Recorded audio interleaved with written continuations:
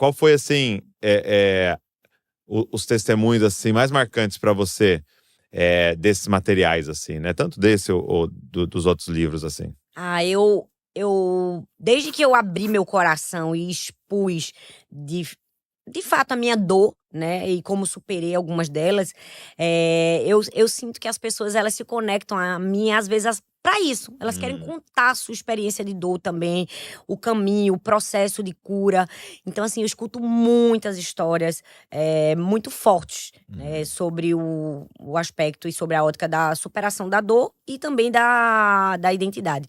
Então assim, ai, uau, eu uma vez estava em Goiânia e recebi uma menina, e ela, na verdade, é a mãe, né? E ela disse assim: a minha filha gosta muito de você, é a única coisa que faz ela sorrir, porque ela tem uma depressão profunda. E quando ela era pequena, os pais se mudaram, né, para morar na Inglaterra por um tempo, 1 ano e pouco. E aí não levaram os filhos, porque na época, enfim, acho que eram eu não s Tentar uma ajeitar as temporada, coisas. tentar ajeitar, enfim, e eles ficaram desse tempo aí de 1 ano a 2 anos. E aí a menina quando ia pra escola, ela chorava muito, porque estava sentindo falta, né, dos pais. E a professora não teve sensibilidade e, pelo contrário, a professora, ficava: "Olha a chorona", com ela na classe. Então a professora machucou muito, né, ela aí que ela chorava mais e aí terminou que ela se tornou uma criança triste. A mãe voltou, o pai voltou, mas aquilo marcou a vida dela. E aí ela conta que quando ela tinha 12 anos, encontrou com essa professora, que na época até tinha sido demitida, e quando ela olhou, ela não aguentou, os olhos dela se marejaram e ela falou: "Você vai chorar de novo". A professora ainda feriu mais Meu uma vez. Deus. Foi muito forte. E aí a mãe me procurou e me pedindo ajuda, aí foi quando ela leu o livro, ela contou da experiência, e a menina tinha feito pra mim um jogo americano de crochê, sabe.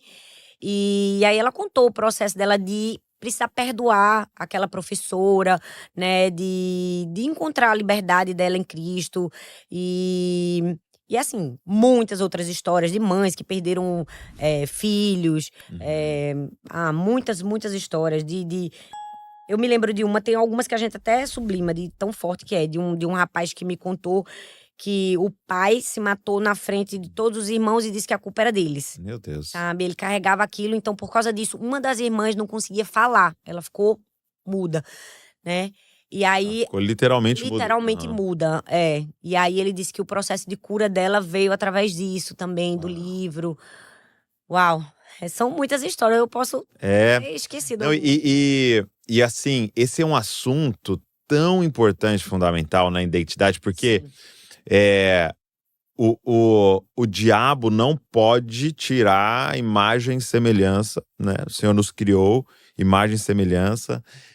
O Senhor tem todos os nossos dias escritos em seu livro e tal. Então, ele não tem como ir lá e apagar o que o Senhor tem de planos. Ele só pode trabalhar com a mentira, né? É, Ele só pode nos enganar é. de que você não é nada, de que você não presta, que você não vai conseguir, que você vai, né? E o que ele tem de ferramenta é achar a boca de alguém pelo Isso. caminho, como dessa professora, É, como de um pai fazendo uma é, coisa como essa, de tirar a vida dizendo que é culpa dos filhos. é. Ele vai achar bocas Sim, e macular com uma mentira, né? é. E eu acho que essa é a grande crise dessa geração. É uma crise de identidade, de não se achar pertencente, de não se perceber com valor, ou até de ter uma dúvida, de fato, quem eu sou. Eu Exato. gosto de falar muito sobre Moisés.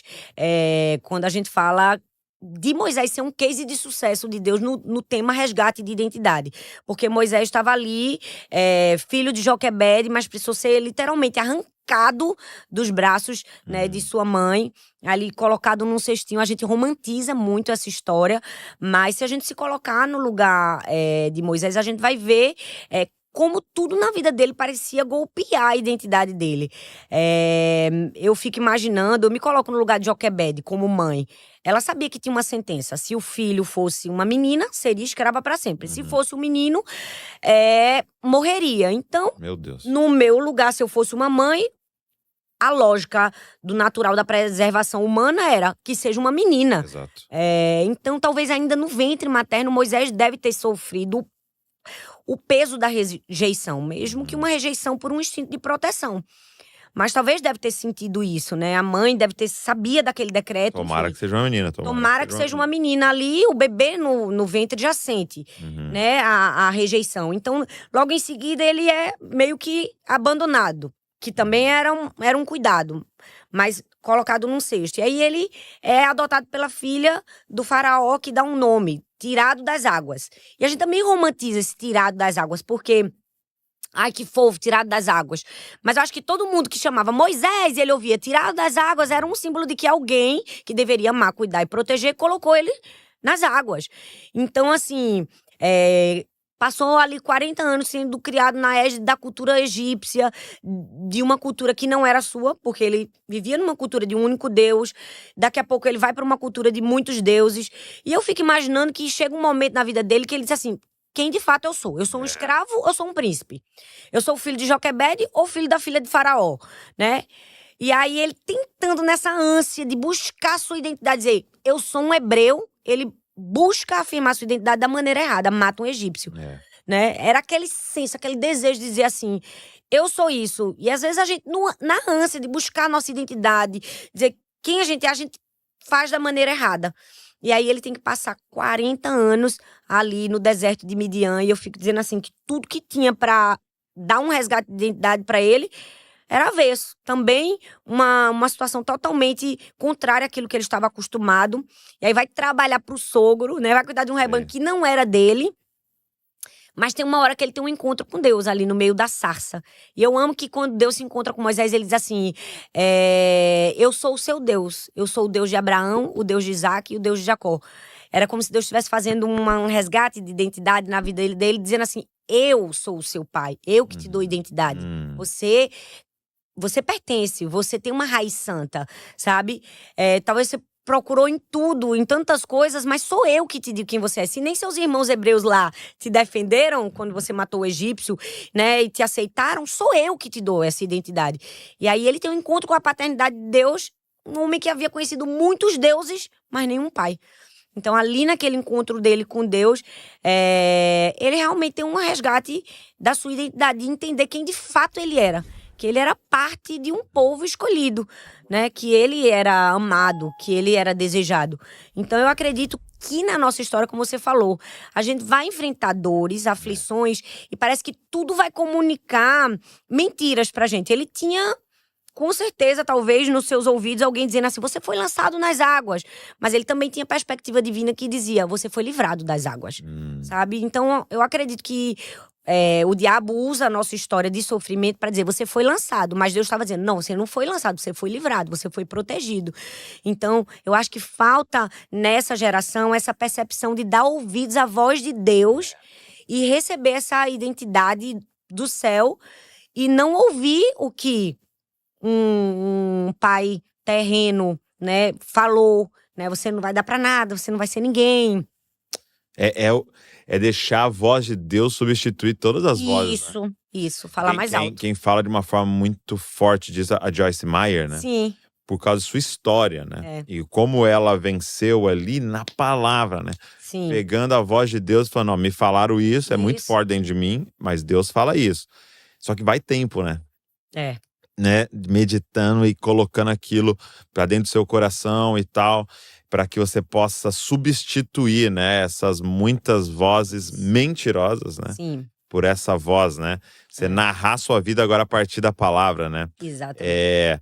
Você vê que e assim, basicamente, essas são as histórias da Bíblia, né? Porque você pega Jacó, é a mesma coisa, né? Também. É a mesma coisa, é o cara tentando conquistar o amor do pai ali, que rejeita ele, prefere o irmão, e fica o tempo inteiro naquela busca de ser abençoado, né? E pra mim tem um negócio muito interessante, assim, desde do jardim, o engano do diabo busca aquilo que você já tem. Uau. Né? Porque contentamento. Porque assim, come essa fruta pra você ser como Deus. Mas a palavra é que você é imagem e semelhança do Senhor. Então, tipo, tenta conquistar um negócio que, na verdade, o Senhor já te deu. Exato. Porque você pega Jacó, ele tá o tempo inteiro tentando ser abençoado. Ele tá atrás dessa bendita bênção, né? Então, não, me vende a primogenitura. Não, eu vou me vestir do meu irmão pra conseguir a bênção. tal. Só que lá no ventre, Ah, Deus já tinha falado pra mãe dele: isso. eu tô abençoando o mais novo. E É, acabou, é. né? E aí, pra mim, tem um negócio muito louco na Bíblia, que é o negócio de nome, né? Igual você tá Sim. falando. Você gosta de nome na Bíblia. Porque Jacó, né, é o usurpador, é aquele que fica Enganador. tentando, É. é o enganador, fica tentando passar na frente ali, né? E aí ele tem encontro com Deus, e Sim. qual é a coisa que Deus vai fazer? Muda o nome, né? Dá um nome. E aí, pra mim, assim, eu até brinco com o pessoal, falo assim, não é que Deus mudou o nome dele, Deus apresentou qual era o nome dele no céu. Uau. Era dizendo assim, o pessoal aí te chama de Jacó, né? Aqui a É. gente tem um outro nome que a gente chama você. Uau. Príncipe do Senhor. Isso. Né? Você é Israel desde o ventre. Infelizmente, seus pais colocaram o nome errado. É. Os pais colocaram o nome circunstancial, né? É. E na verdade a gente tem um nome pra você aqui que é o nome eterno. Isso. Que é o nome da sua missão, que é o nome da sua identidade, do seu propósito. O que Né? o diabo faz, né? Ele dá o nome do erro da gente, É. né? Ele quer nomear pelo erro. Exatamente. E aí ele entende aquela identidade e começa um novo processo ali na vida, né? E eu acho que, pra quem tá nos ouvindo hoje aqui, esse é o desafio, né? Qual é o nome do céu, do Senhor, né? Sim, Agora você falou um negócio muito forte, né? Ele conheceu muitos deuses, mas ainda não tinha conhecido um pai, né? pai. Sim. E eu lembro que tava no restaurante uma vez, e um garçom viu, assim, que a gente era pastores ali, assim, né? E aí ele falou assim, não, depois de servir a gente e tal, ele começou a ganhar intimidade ali, ele falou, deixa eu fazer uma pergunta pra vocês. Qual que é o nome de Deus? Porque eu tava lendo uma vez que se eu falar o nome errado, eu vou invocar um demônio e tal, e que Yahvé não é assim que pronuncia, e se eu falar errado, né, como se fosse uma poção mágica ali, né? Tô com medo de falar uma Exato. besteira. Falar uma besteira. Aí ele, qual que é o nome de Deus? Eu falei, então eu vou te falar hoje. O nome de Deus, o nome favorito de Deus, é o nome que Deus é o certo de chamar ele. Pai. Uau. Jesus veio para nos ensinar o nome de Deus, né? É. Quando Uau. Deus ama que você chame ele de pai. Então, vai embora para sua casa e você pode ter certeza que você não vai errar o nome Sim. de Deus, né? Verdade.